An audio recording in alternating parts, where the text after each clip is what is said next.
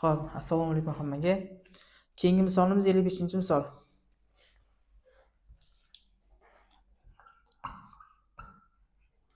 Misol. Alyuminiy 2 X OH dan 3 ta. Tarkibidagi noma'lum elementning ekvivalenti massasi 32. Xo'p, qaranglar. Moddaning tarkibida ekvivalent bergan bo'lsa, har doim molar massa topish uchun valentligini ko'paytiramiz ekvivalentiga. Ya'ni birikmaning tarkibidagi X ni valentligini topib olamiz. Keyin ekvivalent 32 bergani uchun ko'paytiramiz. Xo'p. Endi topadigan bo'lsak, -2 markaziyatim har doim +x bo'ladi. Bu +3.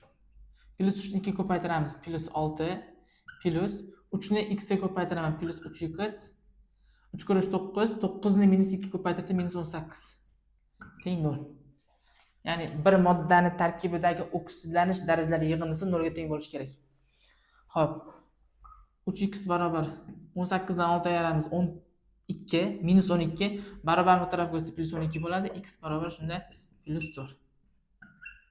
Demak, birikmaning tarkibidagi oksidlanish darajasi +4 ekan. Endi molar massa barobar 4 ko'paytirgan 32. 128 ekan molar massa.